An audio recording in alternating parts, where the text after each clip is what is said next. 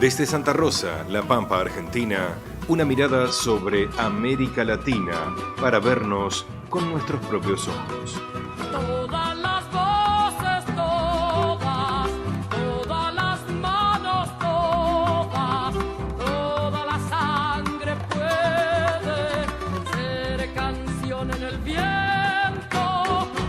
Canta conmigo, canta, hermano americano, libera tu esperanza con un grito en la voz. ¿Qué tal a todos? Bienvenidos una vez más a Informe del Sur, como siempre desde aquí, una mirada propia sobre lo que sucede en Latinoamérica. Rápidamente, comenzamos con información en Ecuador. El presidente Lenín Moreno impulsa una reforma que precariza a los trabajadores. La primera gran reforma planteada por el Ejecutivo y los empresarios es la extensión a 12 horas de las jornadas de trabajo durante 3 días a la semana. Para este dirigente, algo disparatado. Absolutamente, porque estamos violando un principio establecido por la Organización Internacional del Trabajo que dice que debe establecerse 8 horas de trabajo, 8 horas de recreación y 8 horas de descanso en el día. La otra gran reforma es extender los periodos de prueba de 3 meses que contemple el actual código a 3 años para una contratación definitiva. Lo que está detrás es que a los 3 años le van a decir muchas gracias con una mano adelante y otra atrás, como decimos los ecuatorianos.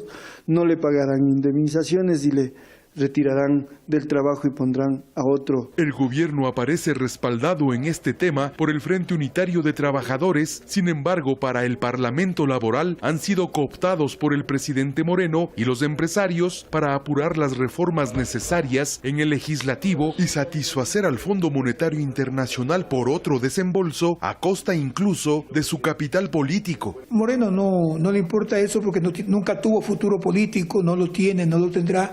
Simplemente se dedicó fue a entregarle el gobierno a 4 vivos y a partir de eso maquillar una acción de gobierno que a todas luces es un fracaso. Los representantes del empresariado defienden un nuevo código de trabajo con más de 80 años de vigencia para estimular la flexibilidad laboral. Que el Estado no tiene que abarcarlo todo, el Estado tiene que dar las herramientas y crear las políticas y tener las reglas claras para que el motor de desarrollo sea la empresa privada. En las calles se reproduce el repudio contra las imposiciones hacia los trabajadores. Y el empresario y la empresa sigue creciendo mientras la clase obrera seguimos a menos. La salida es soltarse la mano del Fondo Monetario Internacional y ver nuestras soluciones, que sí tenemos.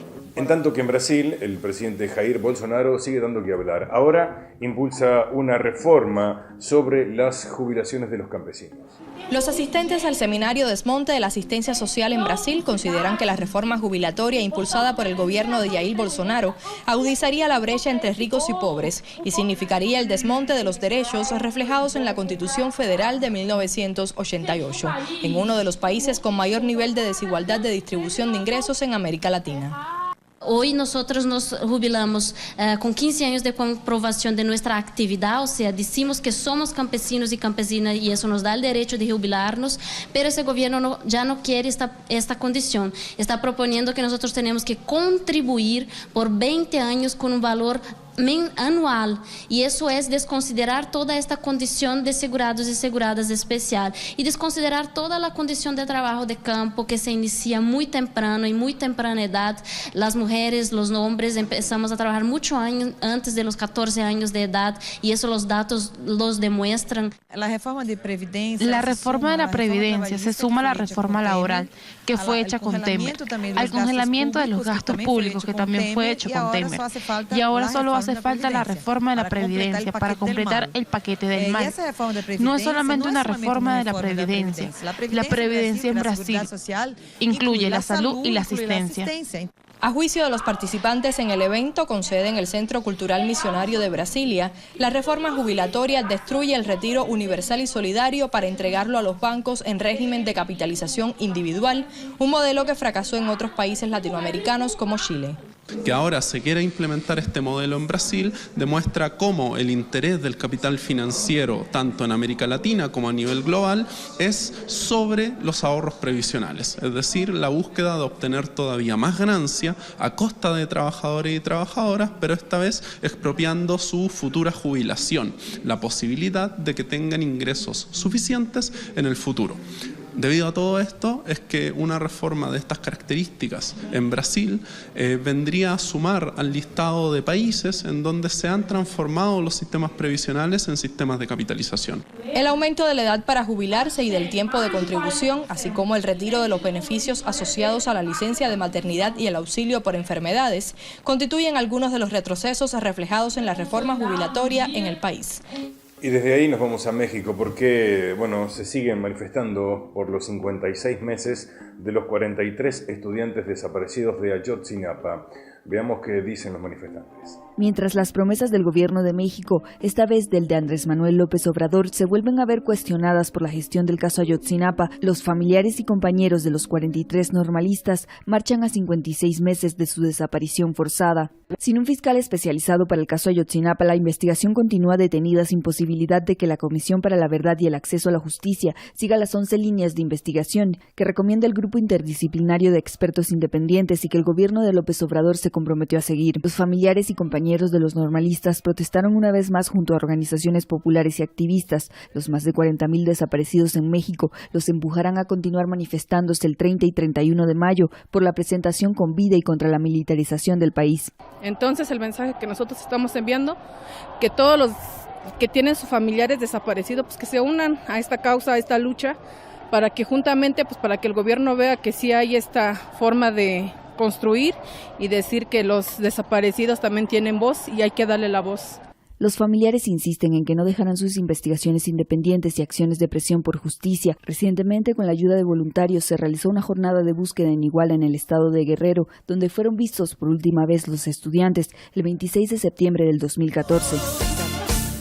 Vivos se los llevaron y vivos los queremos. Latinoamericana de honor, no puedo traicionar mi ideal. Mi patria es primero. Vicente Guerrero.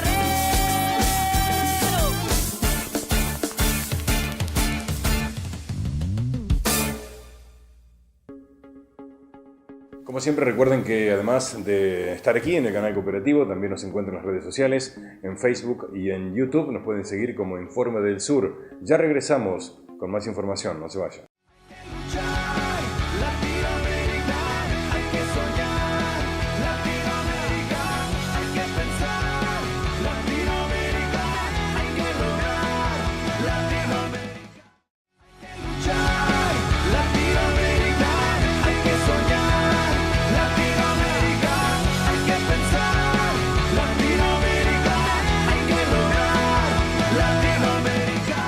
Bien, continuamos aquí en Informe del Sur.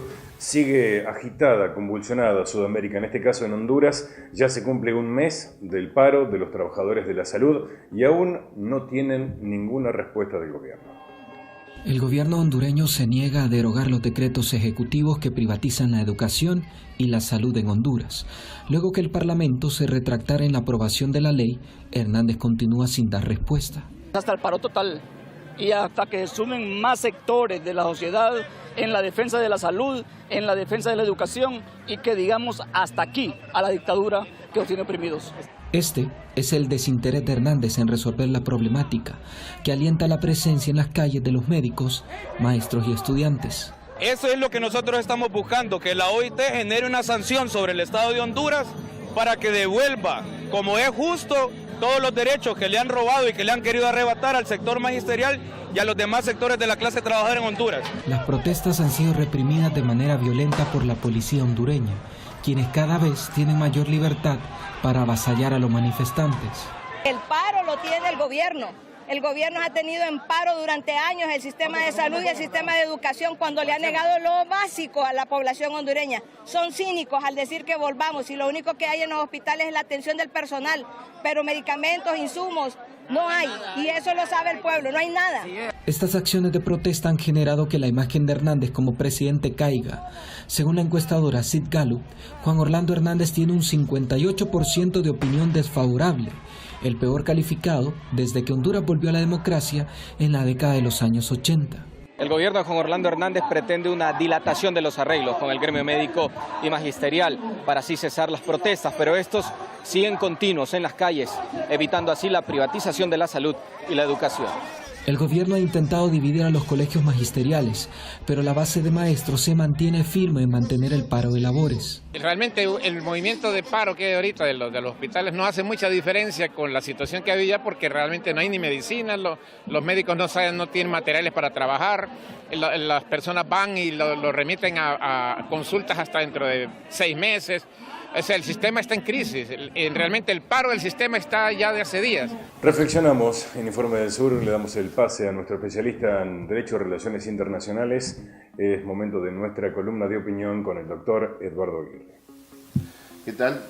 ¿Cómo les va? En este mismo espacio nos hemos ocupado hace ya algún tiempo de la conflictiva situación política y social que se vive en Haití, el país más pobre de América y paradójicamente el primero en realizar una revolución emancipatoria durante el siglo XIX. Haití ha venido siendo acosado por una parte por el empobrecimiento al que ha sido sometido desde su pasado colonial, que no ha variado ni siquiera con los últimos cambios institucionales que se han producido durante el siglo XXI.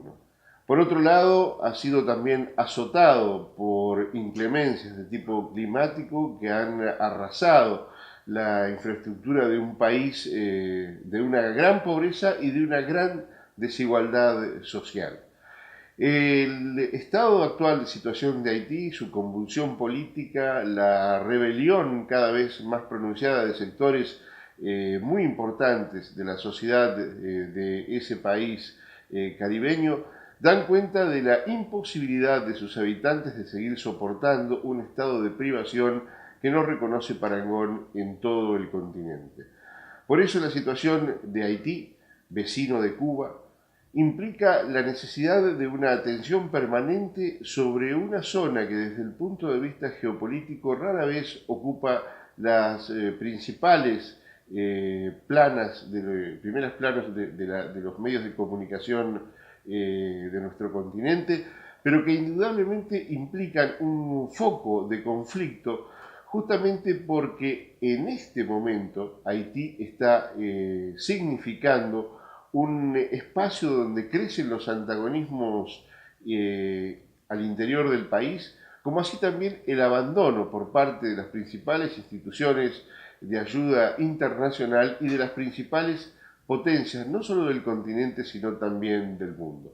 Los indicadores sociales, económicos, ambientales de Haití son verdaderamente preocupantes y su población, más de un 90% de la misma, vive en una condición de pobreza casi extrema. En razón de esta situación, creemos que lo que está aconteciendo en ese país dependerá en gran medida de lo que puedan aportarle los organismos internacionales, por un lado, del fortalecimiento y la radicalización de su democracia, del empoderamiento de los sectores más dinámicos de su pueblo, y por otro lado, y también, por qué no decirlo, por las resoluciones que Puerto Príncipe adopte en lo que tiene que ver con sus vínculos con sus vecinos estratégicos de la región. Seguimos recorriendo Sudamérica, en este caso nos vamos a Chile. Allí nuevamente hubo manifestaciones a favor de la educación.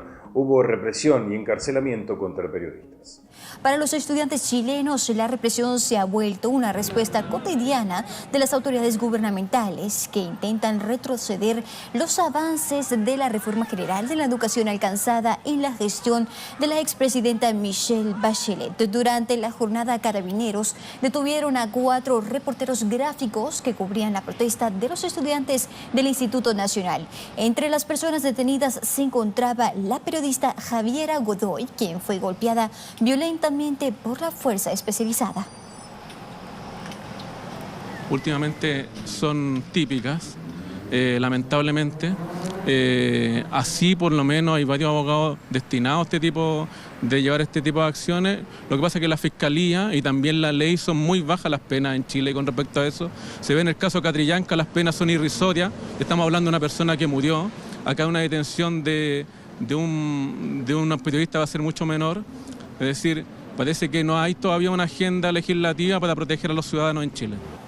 El 29 de mayo hubo en Argentina, en nuestro país, un nuevo paro general al gobierno de Mauricio Macri. También se cumplieron los 50 años del Cordobazo en nuestro país. Veamos un informe que hace referencia a los dos hechos.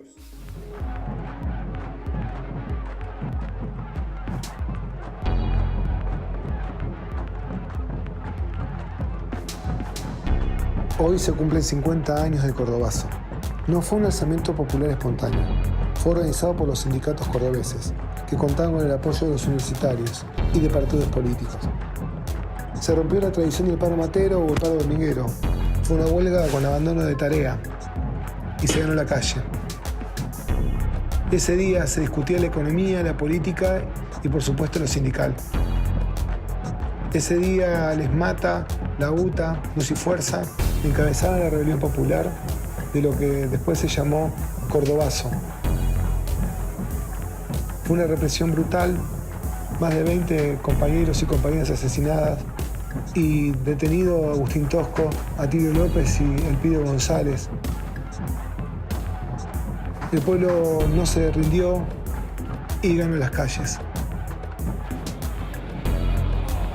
Hoy estamos atravesando un paro nacional, un día emblemático porque el Cordobazo fue un día de resistencia y el pueblo argentino resiste y porque no se banca más la política de Macri, no se banca más el acuerdo con el Fondo Monetario Internacional, no se banca más la cierre de las pymes, de la fábrica, las suspensiones, los presos políticos, el pueblo vuelve a ganar las calles.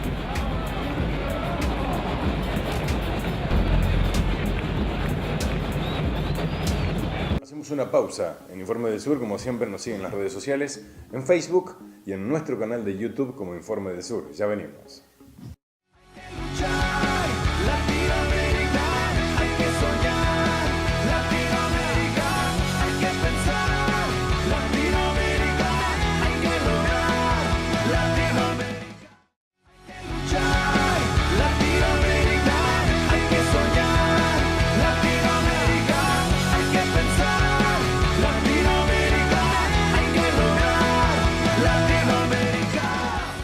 Muy bien, es momento de escuchar a nuestra columnista literaria Leda García. Adelante. Hola, ¿cómo están? Como todas las semanas nos encontramos para acercarnos a los libros, a los textos, a estas piecitas que de pronto no se encuentran, que no se conocen y que forman parte de una literatura que es absolutamente interesante, absolutamente válida y absolutamente nuestra.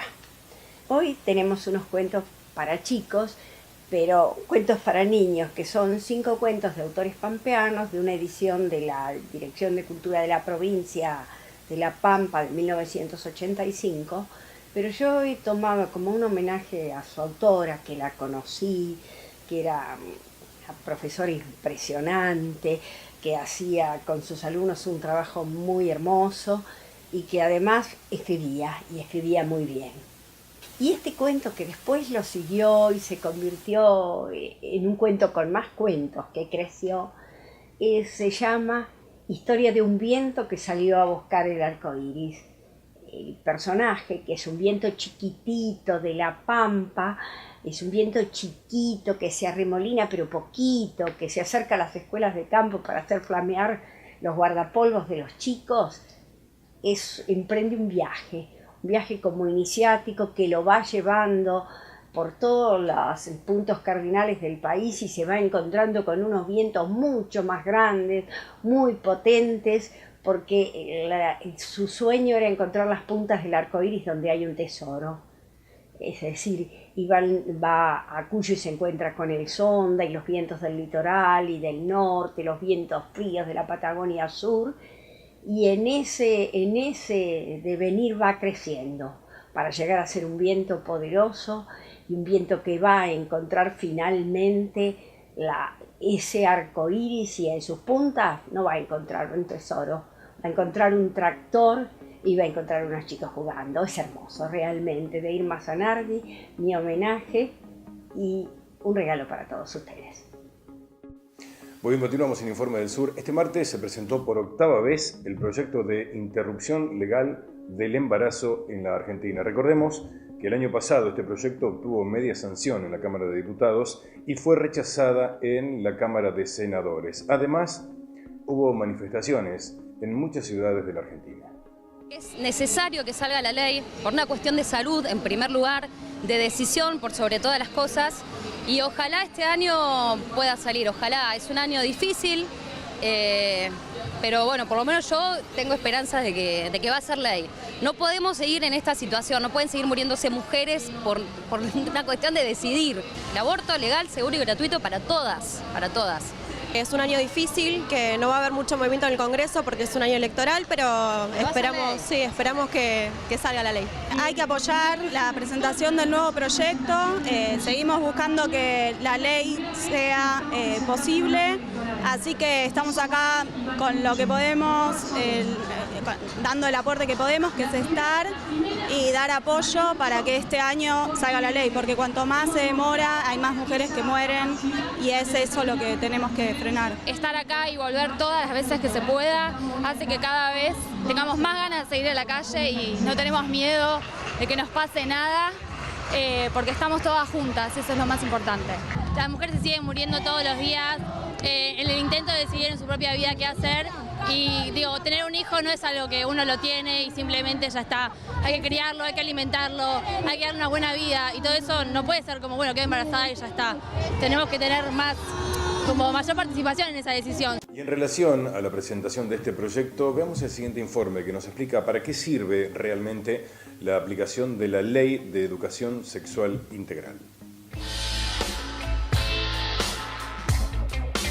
La ESI básicamente es una ley que establece que en todos los niveles educativos deben incorporarse contenidos que hablen de los cuerpos, de las sexualidades, de las identidades, de los derechos vinculados con las distintas identidades, de las formas de defenderse y también básicamente para conocer y respetar nuestros cuerpos y conocer y respetar los cuerpos de otros y de otras. La implementación de la ESI en realidad es un poco como muy particular de cada escuela, porque lamentablemente depende de las voluntades, de las buenas voluntades de algunos y algunas docentes. No hay un monitoreo, un chequeo de que haya una real implementación y eso es como, bueno, queda esto librado a la buena voluntad o a la exigencia de los pibes que exigen y que piden que la educación sexual integral sea parte de las currículas de la escuela, pero bueno, falta muchísimo todavía. Depende también de las buenas voluntades de los equipos directivos, que muchas veces facilitan, pero muchas veces también obstaculizan este proceso de acuerdo a sus ideas y no ven esto como una ley en la cual es obligatorio para los docentes implementarlo y es un derecho de los pibes, si no lo ven librado hacia a mí me gusta, qué me parece, incluso tiene una idea errónea. Creo que también falta mucha formación al respecto. En lo que estamos trabajando es una idea que sea transversal. Lo transversal significa que todas las materias tienen algo para decir desde la perspectiva de la ESI.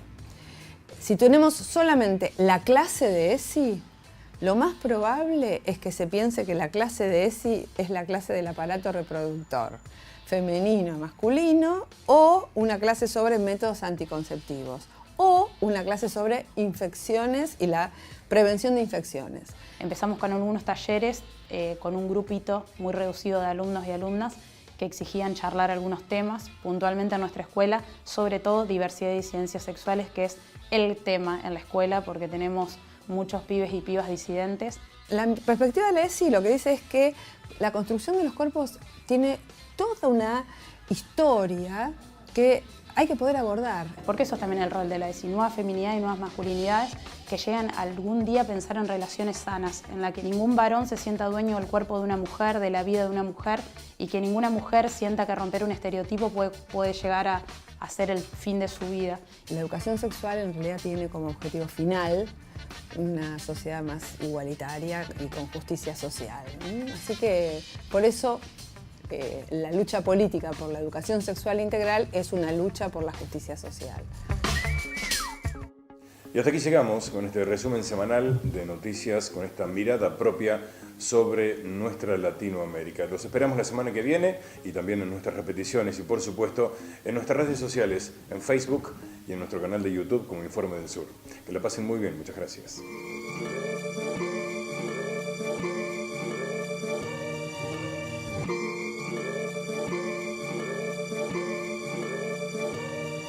Suena fuerte que el SIDA atravesando porcelana. La familia sea unida y al Congreso mis hermanas. Soy de sangre combativa en mi cuerpo soberana. Voy rimada y encendida, voy quemando la sotana. Bájame la persiana que el machito está con miedo. No le gusta imaginar que se termina el medioevo. Todas putas y lesbianas con los tacos en tu ego. Te dolió saber que acaban prescindiendo de tus huevos. Yo me entrego al movimiento como rima la pista. Sé que América Latina va a ser toda feminista. No me alcanza la voz de tu prejuicio machista. Uso la mierda que tirás y me enaltezco como artista. Voy con orgullo de quien soy, voy agitando, transformando desde hoy. Voy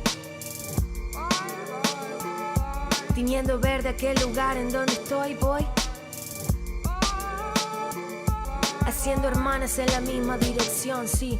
Si el futuro se convierte en lo que luchamos siempre, es educando para no matar y no para evitar la muerte. Que el amor no es aguantar, que no es la regla del más fuerte. Que la mujer al caminar no debería ser valiente. Que si existe la igualdad también contempla disidentes. Que es posible empatizar desde el respeto y aunque intenten desunir y desarmar, sembrar el odio entre la gente. Feminismo, libertad, revolución es ser conscientes. Ya no nos callamos más, viva la voz y alta la frente. Y en cada esquina en la ciudad vas a encontrar pañuelos verdes. Y en cada esquina en la ciudad vas a encontrar pañuelos verdes. En cada esquina en la ciudad vas a encontrar pañuelos verdes.